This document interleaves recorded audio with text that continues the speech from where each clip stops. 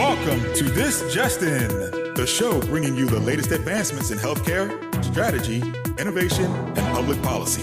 And now, for the fastest voice in healthcare, here's your host, Justin Barnes.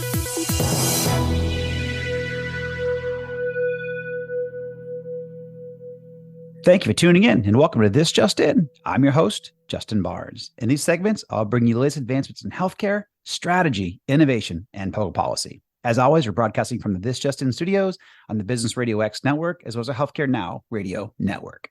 For this episode, my 260th episode, we have a preeminent guest and a longtime friend, Tim Alderman. Welcome to the show, my good friend. Thank you, Justin. It's awesome to be here, and thank you for inviting me. You got it. It's probably long overdue. We have a very long history together, I think dating back 15 plus years, and you have been so instrumental in helping numerous companies of mine, grow and scale efficiently. So I'm grateful for you, grateful for your friendship, grateful for all the wisdom and effort that you bestow upon my teams. So thank you. Well, thank you, Justin. We have been together a long time, and you have done some things in my career that have to help me greatly, and I do appreciate that as well. Well, certainly vice versa. And I'm excited to have you again. I can't believe I haven't had you on air before. I've had the show now over 8 years, and you've been a significant piece of my life. And I'm not sure why this hasn't come together, but now nothing like the present. So that's perfect. Yeah, we're here. So, and you have just a great background with Sandler sales techniques and the Sandler organization overall. And so that's what we'll dive into that today. I know my audience will love it. It'll help them, drive revenue, drive growth, optimize their business in a lot of different ways. That's what it's done for me. But before we dive in there too deep, tell us about you and where'd you grow up, attend school, college, all that good stuff. Good deal. Yeah. Well, thanks, Justin. Yeah, we will jump into that because it's all about making it happen and growing and hitting the goals that we want to hit. But I grew up in Charleston, South Carolina. I was actually very fortunate that I grew up in Charleston till probably I was like 10 or 12 years old. And my dad was in the paper mill business. And so I was in a big city. And then we moved to a little town in South Georgia. Back then, Hinesville, Georgia had one stoplight. So I went from a big city to a one stoplight. I wasn't even sure what was going on, but it turned out to be fantastic for me and my career. And as I grew up to have understanding that small town, concept and the relationships there. And I ended up going to Georgia Southern University, graduated from there with a degree in education, and had a great time there. And actually, for a couple of years, I was a high school football coach. And that's why I holler so loud. I'm not exactly sure. I see that in you. But I was a high school football coach along the way, right there in a couple little towns in South Georgia. One place was Metter, and it's kind of interesting. Metter has a sign that says, everything's better in Metter. And so I had an opportunity to do that. And one interesting thing in my career that actually really helped me in my sales career, in my managing career, that I had no idea was I had the opportunity to become a Division I college basketball referee, and all the things that went with that, dealing with the pressures of that, the details of that. Little did I know then how it would prepare me for sales and actually managing and the conflicts that we run into in our sales world. One of the rules that I talk about often, Justin, is that sales is emotionally violent. Well, if we think that's emotionally violent, be in a gym with 30,000 people and they just think you made the wrong call. So that's a little bit about how I got here and in terms of my education and my background and where I grew up. Yeah. And I mean, not to digress, but in college, my senior year, I was looking to take some easy courses. I mean, obviously I've been there 3 years already. And I'm like, I want to kind of go a little bit on autopilot. So I saw refereeing. And I'm like, oh gosh, how easy. That's got to be it's like, it's like playing basketball. Oh my gosh, that class kicked my butt. That was refereeing basketball was brutal. I did baseball and basketball. And I had, oh my gosh, that was one of the hardest classes I took in college. Just refereeing Yeah, it's an basketball. interesting, I started out doing little kids and worked my way all the way up for years and years and years to get to the point of being able to do that Division 1. But just as a side note, the toughest group I ever had to referee was men adult basketball 40 years and over. That's a tough group, Justin. If you can referee that group, Right. you can referee anything. I can see that. I work with a lot of those type of people. I know how hard it can be. Yeah. That's awesome. I just, for the sake of time, I'm going to kind of speed us up here a little bit. Just so how'd you get involved with the Sandler, programs and the professional development and growth programs? Yeah, well, it's very interesting. I was a senior VP of sales for a large company, and I'd never heard of Sandler, didn't know anything about it. And I had tons of people underneath me, 10, 12 managers, 40 or 50 salespeople. And the Sandler guy called on me. And he said, hey, we have a system, we have a selling process. And I went, yeah. So he kind of stayed after me a little bit. And I said, look, here's what we'll do. If you'll make live calls with me, let's get on the phone and make some calls. Yep. Let's go face to face and make some calls. If you'll do that, I'll consider whatever you got going at Sandler. And sure enough, he did. And once we had those live calls and once we started those face-to-face deals, Justin, I was hooked. I was already pretty good. It wasn't like I didn't know how to do stuff in sales as a senior VP, but I saw the approach here and I saw that it was way better than what I alone could teach my people. And little did I know when I told this guy, let's do it, bring you into my organization, what it would mean to my future. Because I actually, after I got started bringing him in, I started my own healthcare company with a couple of partners. We kept it for 10 years and sold it. And I would only bring in people that had been through Sandler and only people that I could get through Sandler. So I became just a real product of it. And then when I sold my healthcare company, one of the guys at Sandler reached out and said, hey, would you be interested in doing Sandler for us? So the bottom line is I ended up getting a franchise. And for the last 23 years or so, I have been a product of the product with Sandler. It's not just a sales process. It's here's how you communicate process. And I'll talk about that a little bit later. But it became my whole business life as it relates to communicating. And I've been very fortunate since then. I've had the opportunity to train thousands of people, salespeople, small companies, big companies, all over the United States and Europe, quite frankly, with the Sandler selling system. Yeah, well, I mean, I was just doing some quick math here. I didn't even put this all together before, but I mean, just me alone and what we did at, during the Greenway days. That last year, before we took the company public and then sold it, over $150 million of annual sales.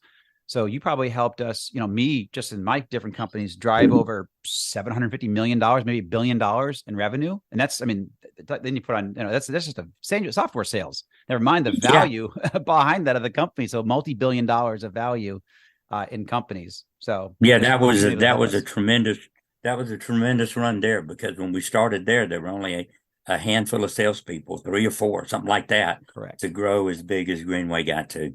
Yep. So what are, from a high level, and, a lot of my audience are C-suite executives and company leadership. So what advice or wisdom would you share with them on how to best optimize their sales and revenue teams? Well, I mean, that's a tough question. That's a lot of things I could talk about there. And I do a lot of talks, but, I think there's certain things here that a lot of the audience have heard before, and they're not like, oh, wow, Tim, I've never heard that before. Probably none of that there. But I have a rule a lot of times with my CEOs and the folks that I work with. It's not, have you heard this before, but what have you done with what you've heard? That's really the key. There are certain things here that we know we have to do to scale, and we've heard it many times. And what have we done? Because scaling a company, large or small, is not easy. Startups, there's only for a startup, 80% of the companies never reach the critical scaling that they started out to do. 80%. Yeah. And for larger companies, it's even more of a challenge. Only 10% of the S&P 500 have really achieved that kind of growth.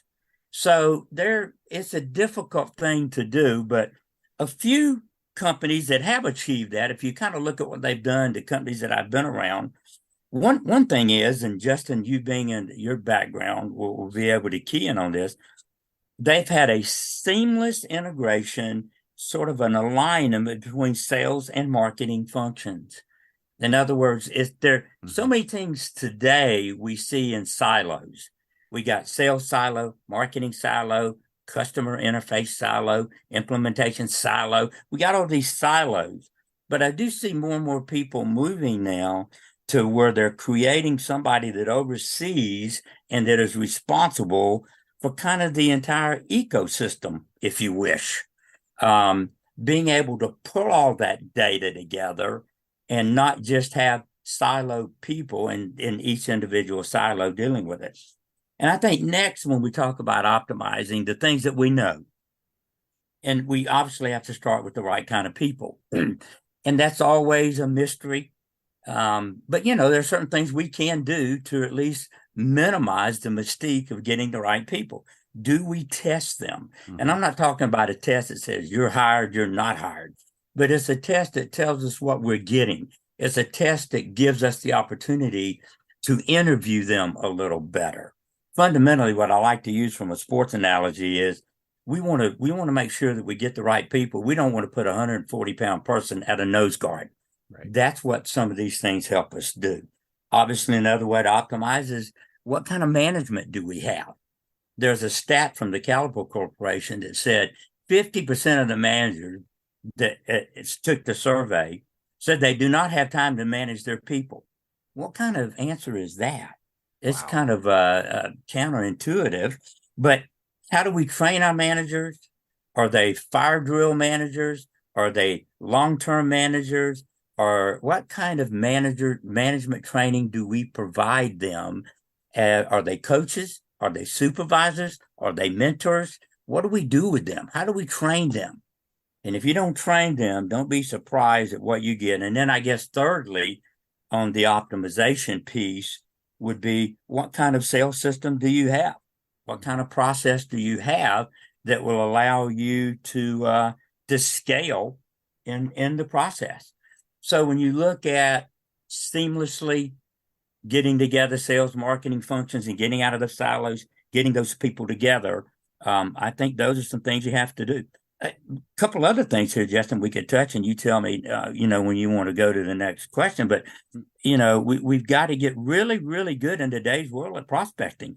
And here's a rule. I'd rather be a great prospector and an average salesperson than a great salesperson and an average prospector. Right. Sales is collaborative. A lot of the sales we do today, once we get the prospect in-house, we have a lot. We have product collaboration specialists. We just have a lot of collaboration. But prospecting is individual. The ability to prospect puts you in a different mode. It gives you independence and proactive versus dependence and reactive to the process. Yeah, and I think that, I completely, I've subscribed to your strategies for 15 plus years and completely agree with you and love it. But this kind of leads me into my next question. What, Sandler or just sales in general, best practices, can you share with my audience so they can bring to their sales leadership? Obviously they can't do all these things, but there are some real fundamental items here and best practices and key strategies that we can share. So, yeah. And that's a great question. It's kind of a tough question to keep real short. Because as an example, at Sandler, we have 248 rules. We have rules like sell today, educate tomorrow. What does that mean? We've got rules like it's not how you feel that determines how you act, but it is really how you act that determines how you feel. We have rules that talk about selling as a search for the truth. So when you start talking about putting practices together, but globally, what we do at Sandler is from a best practice standpoint, we look at holistically. We look at this salesperson as, all in, not just in what they do from a technique. We do something called behavior, attitude, and technique.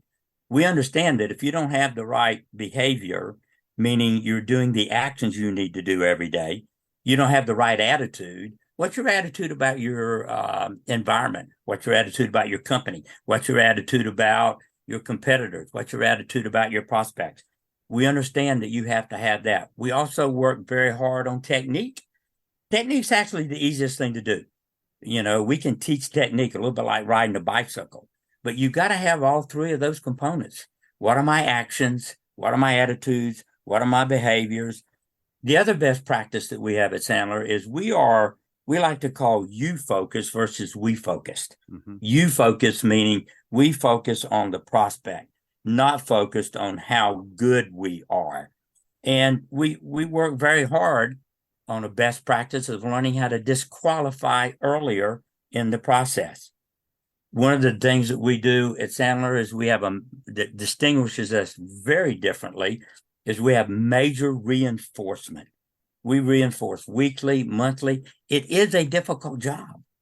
And the reinforcement is not, let me reinforce this technique. The reinforcement is your thinking and your behavior. That's what we work on reinforcing along the way. We have one of the things that we teach our people is that we want a pull philosophy as opposed to a push philosophy. We don't want to push ourselves on our prospect. We want to be pulled into them. And then maybe a next distinguishable best practice, Justin, here is we do something called an IR theory. We try to help our salespeople and our managers understand there's a difference between who you are and what you do. And the benefit of that is this rule. Only a person with a high self-concept will risk failure or just even take a risk. What kind of risk am I talking about? Will you risk, if you have that self-concept and you understand the holistic approach here, you'll ask the hard questions. You won't be afraid of the no. You'll call at the right level. You won't have call reluctance. You'll be willing to gently challenge the negative stakeholder. And you will be willing to end the process if indeed it's not working. We teach a system on how to communicate that basically has a sales component in it. So that's a few of the practices. We do have a cold calling best practice. Mm-hmm. We have one of the main things is our upfront contract best practice. The number one thing, and I'll finish with this, Justin. The number one thing is upfront contracts. We all know, everybody knows, that we have to have a next step with our prospects. Clearly defined, mutually agreed upon next step. We all know that, and we've heard that. But it is the number one most abused, least likely to happen in the sales cycle. We fail at that step more than any other step, which causes a bunch of agony down the line. So we work really hard at helping our salespeople understand the concept and putting in play a clearly defined, mutually agreed upon next step, the upfront contract. Love that. Yeah, the upfront contract I absolutely love. And for those that may have joined a little late today, my special guest is Tim Alderman from Alderman, Hockaday and Associates. So, kind of, moving down this path and just kind of, educating my audience more, and certainly the sales leadership piece. How has the sales process evolved over the past 5 years, and what's essential now to be successful? Yeah, and at Sandler, the good thing about what we get an opportunity to do, and the thing that I'm very fortunate at, is I get to be in a lot of companies. I get to see best practice, good practice, mystery practice. I don't know why they do that. And I also get an opportunity to see how people are responding to the different changes that we face in our sales environment. And let me give you an example. And we all know in the last 5 years, our prospects are getting more accustomed to the Amazon experience, which means they would rather do it themselves. There's a survey that I just pulled out, and it says that B2B buyers are compelled that they have completed high quality deals, and 65% of their deals were self-navigated or a sales rep less environment. 65% of them did a self-navigated deal. So I think as we look at the last 5 years, we know that our prospects have better access to information and that sort of thing. But here's what is really happening.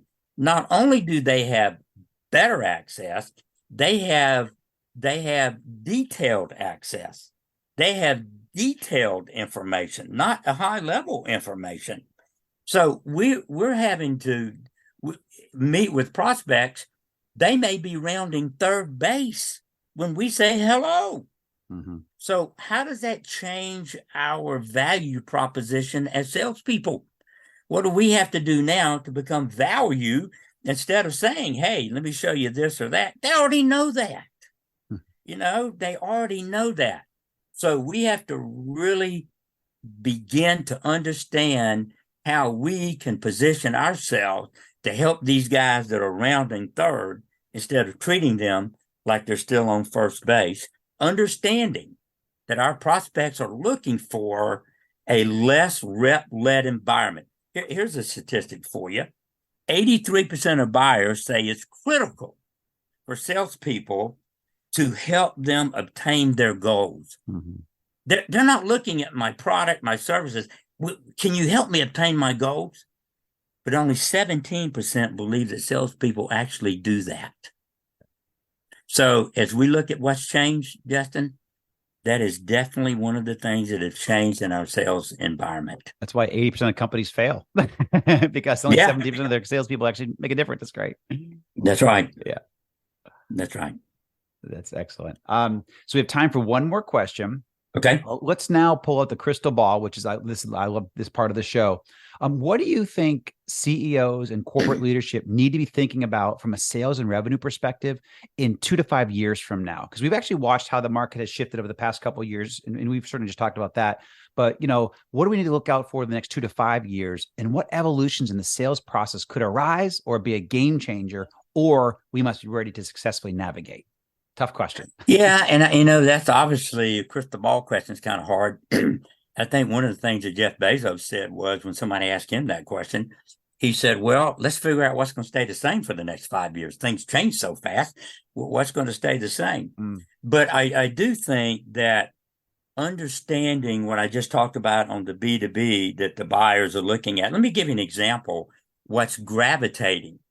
In Q3 of 19, there were 600 million, roughly 600 million LinkedIn users.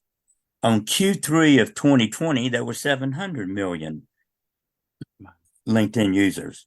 On Q3 of 21, there were 800 million LinkedIn users along the way.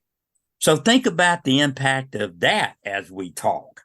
That we have, who would have thought years ago, somebody would have said to you, well, Justin, you've got a database here with 800 million prospects. And you would have said, what are you talking about? Well, in our telephones, that's kind of what we've got today. All right. But I think the other thing, there is and this is the last little piece here, Justin, there is so much information. The pendulum has swung. As I said, we're rounding third with our prospects, getting all this data from all the chat, all the AI, all of the things that they're getting. And I think one of the things that we have to do as salespeople is I have to be able to say, Justin, you got a lot of information here. There's a lot of information that we both are exposed to. Let me help you make sense of that. Let me help you unwind some of that. Not let me tell you what I know, not let me get more information from you. But Justin, as we get inundated with all of these things that we're talking about as we move forward with all the cutting edge technology, let me help you make sense of that. I think being able to position with our prospects that kind of attitude, I think they would like that. So that information pendulum, I believe, is swinging to that kind of setup. Yeah, I completely agree. And it goes back to that being that trusted advisor, the thought leader, the trusted advisor for the buyer. But also it helps your persona. It helps you. You need to have those best practices, have those strategies, have that leadership, have that mentality that, hey, I'm going to help you through this. I'm going to be your trusted advisor. I'm going to navigate you through this. I'm not selling you anything. I'm going to help you achieve your goals. I'm going to stay committed and hold myself accountable to you achieving your goals. And if they feel that in that sales process, you've got yourself a winner for the most part. And that is exactly, we have to be able to say, and one of the things that we do at Sandler on a continual basis and we build credibility because it's an honest statement. And that is, Justin, if I can help you do this, I certainly will. Yep. But if I can't help you do this, I'll let you know that as well. We're very quick at Sandler to be real. We're not, that's why it's a holistic approach. We're not just saying here's a technique. We're a communication technique. It's so I will communicate with you what you just said. If I can help you hit those goals, let's keep opening those next doors. If I can't help you open those doors and hit those goals, let's close those doors. We're okay with that too. Love it.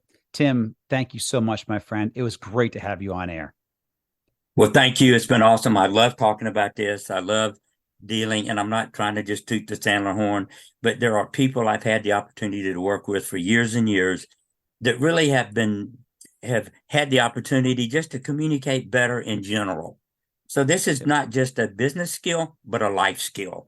And it's really fun to be able to work with people to help them get down that path as well. So thank you, Justin. You got it, my friend. And thank you to everyone for joining us today and taking time out of your busy schedule to hear us. And please tune in weekdays at 2:30 p.m. Eastern, 11:30 a.m. Pacific. As always, you can track me on Twitter at HIT Advisor and use the hashtag ThisJustinRadio so I can respond to your comments from the show. If you miss any of this episode or want to hear more, all my shows are posted at Apple iTunes, SoundCloud, iHeartRadio, Spreaker, and TuneIn. And you can also check out the website that we just launched at justinbarnes.com and some of that new content. Thanks, everyone, and stay safe.